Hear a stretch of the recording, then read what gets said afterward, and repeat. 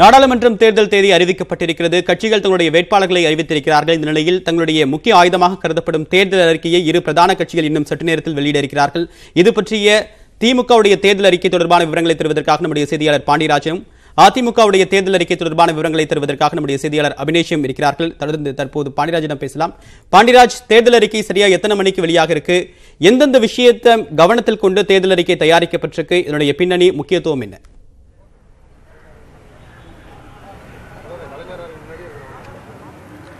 தேவா, வரவிருக்கின்ற 17வது மக்களவைத் தேர்தலுக்கான திமுகவினுடைய தேர்தல் அறிக்கையானது இன்னும் சற்று நேரத்தில் வெளியிடப்பட இருக்கிறது.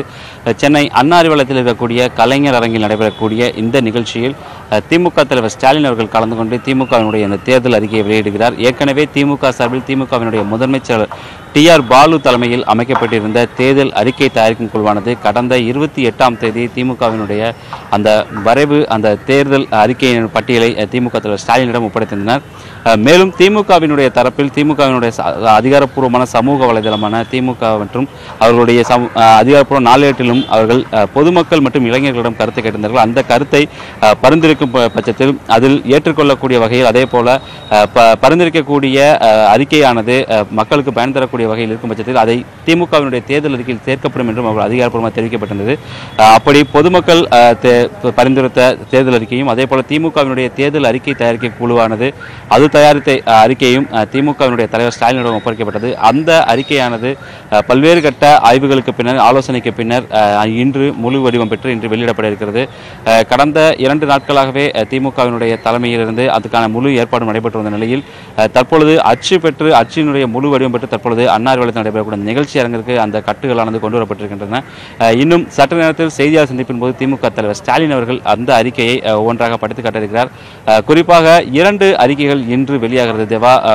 ஒன்று நாடாளுமன்ற தேர்தலுக்காக கருத்தில் கொண்டு ஒரு தேர்தல் அறிக்கையும், அதே போல 20 பக்கங்கள் கொண்ட 18 தொகுதி சட்டமன்ற இடைத்தேர்தலுக்கான தேர்தல் அறிக்கையும் தற்போது வெளியிடப்பட தகவல் இருக்கிறது. ஏனென்றால் வரவிருக்கின்ற அந்த 18 தொகுதியினுடைய இடைத்தேர்தலானது ஒரு மினி சட்டமன்ற தேர்தலாகவே திமுக பார்க்கிறது. அதன் காரணமாக 18 சட்டமன்ற தொகுதி இடைத்தேர்தலுக்கும் ஏற்றாற் போல அதற்கும் தனியாக தேர்தல் அறிக்கையை வெளியிடுவதற்காக திமுக தயாராகியிருக்கிறது.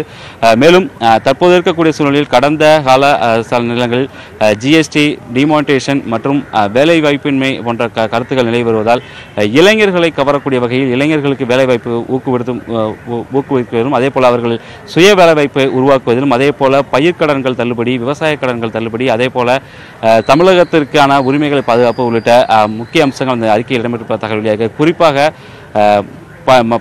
கல்வியை மாநில பட்டியலுக்கு கொண்டு வர வேண்டும். மேலும் நீட் போன்ற தேர்வுகளை முழுமையாக ரத்து செய்ய வேண்டும் என்று மத்திய அரசுக்கு வலியுறுத்துதல். அதே போல கடந்த நாடாளுமன்ற கூட்டத்தொடரின் போது திமுகவினுடைய மாநிலங்களவை உறுப்பினர் கனிமொழி அவர்கள் மாநிலங்களவையில் ஒரு கோரிக்கையை முன்வைத்திருந்தார். குறிப்பாக தென் மாவட்டத்தில் இருக்கக்கூடிய குலசேகரப்பட்டினத்தில் அங்கு ராக்கெட் ஏவுதளம் ஒன்று நிறுவ வேண்டும் என்று வருகிறார். அதுவும் திமுகவினுடைய தேர்தல் அறிக்கை இடம்பெறுவதற்கான வாய்ப்பு இருக்கிறது.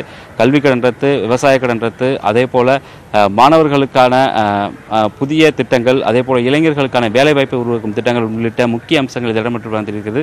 மேலும் இந்த 18 சட்டமன்ற இடைத்தேர்தல் தொகுதிகளில் இருக்கக்கூடிய தொகுதிகளுடைய பிரச்சனைகள் மற்றும் தமிழகத்தை கருத்தில் கொண்டு கவர்ச்சியான ஒரு சில திட்டங்கள் இடம்பெற்றிருப்பதாகவும் தகவல் இருக்கிறது. மேலும் காவிரி டெல்டா பகுதிகளில் பாதுகாக்கப்பட்ட இடங்களாக அறிவிக்கப்பட்டு அங்கு பாதுகாக்கப்பட்ட வேளாண் மண்டலம் அமைக்கப்படும் உள்ளிட்ட அறிக்கையும், அதே போல தமிழகத்தில் குறிப்பாக கடந்த ஆண்டு நடைபெற்ற தூத்துக்குடியில் நடைபெற்ற துப்பாக்கிச் சூட்டில் 13 பேர் பலியான தூத்துக்குடி ஸ்டெர்லைட் சம்பவத்தை அடுத்து திமுக அதில் பல்வேறு கட்ட போராட்டங்கள் நடத்தி வந்த சூழலில் தற்போது இன்று வெளியாகக்கூடிய இந்த அறிக்கையில் தமிழகத்தில் தாமிரம் உருக்காலை தடை உருக்கம் செய்யக்கூடிய அந்த ஆலைகள் தடை உள்ளிட்ட முக்கிய அம்சங்கள் இடம்பெற்றிருப்பதாகவும் அது இன்னும் சற்று நேரத்தில் வெளியாக இருக்கிறது தேவா. நிச்சயமா பல்வேறு எந்தெந்த விஷயங்களை கவனத்தில் கொண்டு தேர்தல் அறிக்கை தயாரிக்கப்பட்டிருக்கு அப்படின்ற விவரங்களை கொடுத்தீங்க பாண்டியராஜ். தொடர்ந்து நீங்க இணைப்பெறுங்க. அடுத்ததாக அதிமுக தலைமை அலுவலகத்தில் இருக்கக்கூடிய செய்தியாளர் அபினேஷிடம் பேசலாம். அபினேஷ், நீங்க தொடர்ச்சியா அதிமுகவை பின்தொடர்ந்துட்டு இருக்கீங்க. உண்மையான மக்களவை தேர்தல் உண்மையான ஒரு போட்டியா இருந்தாலுமே நிஜ போர் அப்படின்னு சொல்லிட்டு 2 கட்சியும் கருதுறது 18 தொகுதிகளுக்கான சட்டமன்ற இடைத்தேர்தல் தான்.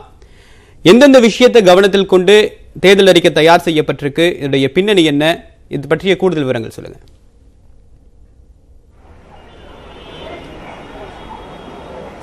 தேவப்பிரியன், அஇஅதிமுகவுடைய மக்களவை தேர்தலுக்கான தேர்தல் அறிக்கை இன்னும் சில நிமிடங்களில் அஇஅதிமுகவுடைய தலைமை அலுவலகத்தில் கட்சியினுடைய ஒருங்கிணைப்பாளர் பன்னீர்செல்வம், இணை ஒருங்கிணைப்பாளர் எடப்பாடி கே பழனிசாமி ஆகிய இருவரும் கூட்டாக வெளியிட இருக்கிறார்கள். குறிப்பாக இந்த ஆண்டு வரக்கூடிய தேர்தலுக்காக, மக்களவை தேர்தலுக்காக அவர்கள் வெளியிடக்கூடிய தேர்தல் அறிக்கையில் பல்வேறு மிக முக்கியமான அம்சங்கள் இடம்பெற இருக்கிறது. குறிப்பாக இந்த தேர்தல் அறிக்கையை தயாரிப்பதற்காக அஇஅதிமுக சார்பாக தேர்தல் அறிக்கையை தயாரிக்கும் ஒரு குழு ஒன்றை அமைத்தது. 7 பேர் கொண்ட ஒரு குழு. குறிப்பாக முன்னாள் அமைச்சர், குறிப்பாக அஇஅதிமுக அமைப்பு செயலாளர் இருக்கக்கூடிய பொன்னையன், அதே போல அமைச்சர்கள் ஜெயக்குமார், சி.வி. சண்முகம், முன்னாள் அமைச்சர் நத்தம் விஸ்வநாதன், அதே போல சட்டமன்ற உறுப்பினரும் அஇஅதிமுகவுடைய கழக அமைப்பு செயலாளர் இருக்கக்கூடிய செம்மலை, அதே போல ரவி பெர்னாட் உள்ளிட்ட 7 பேர் கொண்ட ஒரு குழு என்பது அமைக்கப்பட்டது. ஏறக்குறைய ஒரு மாதம் பல்வேறு கட்ட ஆலோசனை, கருத்து கேட்பு, அதே போல பல்வேறு கூட்டங்களுக்கு பிறகு இந்த தேர்தல் அறிக்கை என்பது தயார் செய்யப்பட்டிருக்கிறது. இந்த தேர்தல் அறிக்கையை கடந்த மார்ச் 7ஆம் தேதி அன்று கட்சியினுடைய ஒருங்கிணைப்பாளர், இணை ஒருங்கிணைப்பாளரிடம் இந்த தேர்தல் அறிக்கை குழு என்பது சமர்ப்பித்தது. குறிப்பாக நீங்கள் குறிப்பிட்டு கேட்டது போலவே கடந்த 2014ஆம் ஆண்டு மக்களவை தேர்தலுடைய தேர்தல் அறிக்கை என்பது மிக முக்கியமான ஒரு காலகட்டத்தில் அப்போதைய முதலமைச்சராக இருந்த அஇஅதிமுகவுடைய பொதுச்செயலாளராக இருந்த மறைந்த ஜெயலலிதா அவர்கள் மிக முக்கியமான ஒரு தேர்தல் அறிக்கையை வெளியிட்டிருந்தார். ஆனால் இந்த ஆண்டு மக்களவை தேர்தலோடு சேர்ந்து 18 சட்டமன்ற தொகுதிக்கான இடைத்தேர்தலும் வருகிறது. எனவே அவற்றையும் கருத்தில் கொண்டுதான் இந்த தேர்தல் அறிக்கை மிக மிக முக்கியமாக தயாரிக்கப்பட்டிருக்கிறது. கடந்த தேர்தல் அறிக்கை, குறிப்பாக கடந்த 2014ஆம் ஆண்டு தேர்தல் அறிக்கையை பொழுது அமைதி, வளம், வளர்ச்சி ஆகிய 3 மிக முக்கியமான அம்சங்களை முன்னிறுத்தி அப்போதைய முதலமைச்சராக இருந்த ஜெயலலிதா அவர்கள் அந்த மக்களிடம் வாக்கு சேகரித்தார். அது ஒரு பெரிய தாக்கத்தை வாக்காளரிடம், குறிப்பாக பொதுமக்களிடம் சென்று சேர்ந்தது என்பது மிக முக்கியமான ஒன்று. என்று சொன்னால் போட்டியிட்ட 40 தொகுதிகளில் 37 தொகுதிகளில் அஇஅதிமுக கைப்பற்றியது. அதற்கு அந்த தேர்தல் பிரச்சாரமும் குறிப்பாக அந்த மக்களிடம் சென்று சேர்ந்தது. அதே போல தேர்தல் அறிக்கையும் மிக முக்கியமாக சாதாரண மனிதரிடம் போய் சேர்ந்தது என்று தான் சொல்ல வேண்டும். ஒரு மிகப்பெரிய வெற்றியை 37 தொகுதிகளை அப்போது அதிமுக பெற்றிருந்தது. எனவே இவற்றையெல்லாம் கருத்தில் கொண்டு இன்று வெளியிடக்கூடிய இந்த தேர்தல் அறிக்கை தயாரிக்கப்பட்டிருக்கிறது.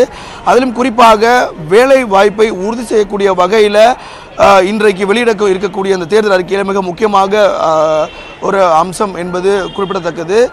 ஏறக்குறைய 45 தலைப்புகளை கொண்டு இந்த தேர்தல் அறிக்கை தயாரிக்கை செய்யப்பட்டிருக்கிறது. இளைஞர்களுக்கு வேலை வாய்ப்பு, கூட்டுறவு, அதே போல கூட்டாட்சி தத்துவம், அதே போல பல்வேறு மிக முக்கியமான அம்சங்கள், குறிப்பாக சமூக நீதி, மதச்சார்பின்மை உள்ளிட்ட தலைப்புகளின் கீழ் இந்த தேர்தல் அறிக்கை தயார் செய்யப்பட்டிருக்கிறது. இளைஞர்களுக்கு வேலை வாய்ப்பு, அதே போல தமிழர் நலன் சார்ந்த பிரச்சனைகளை முன்னிறுத்துவது உள்ளிட்ட தேர்தல் அறிக்கையில் வழக்கம் போல் இடம்பெற்றிருந்தாலும் கூட இந்த 18 சட்டமன்ற தொகுதிகளையும் கருத்தில் கொண்டு அதற்கேற்றாரும் இந்த தேர்தல் அறிக்கை என்பது தயார் செய்யப்பட்டிருக்கிறது என்பதும் கூடுதல் தகவல். இன்னும் சில நிமிடங்களில் இந்த தேர்தல் அறிக்கை என்பது அதிகாரப்பூர்வமாக வெளியிடப்பட இருக்கிறது. திமுகவுடைய தேர்தல் அறிக்கை வெளியிடப்பட்ட சில நிமிடங்களில் இது அஇஅதிமுக தலைமை அலுவலகத்தில் இந்த தேர்தல் அறிக்கை என்பது வெளியிடப்பட இருக்கிறது. தேவப்பிரியன், நாடு முழுவதும் வேலையில்லா திண்டாட்டம் அப்படின்றது மிகப்பெரிய பிரச்சனையாக உருவெடுத்திருக்கக்கூடிய நிலையில் தமிழகத்தில் வேலையில்லா திண்டாட்டம் பிரச்சனையை மையப்படுத்தி இந்த தேர்தல் அறிக்கை அதிமுக தரப்பில் இருக்கும் அப்படின்ற விவரத்தை கொடுத்திருக்கீங்க அபினேஷ். உங்களுடைய விரிவான தகவல்களுக்கு நன்றி. அதே போன்ற திமுகவுடைய தேர்தல் அறிக்கை தொடர்பான விவரங்களை நம்ம செய்தியாளர் பாண்டியராஜன் வழங்கினார். இருவருக்கும் நன்றி.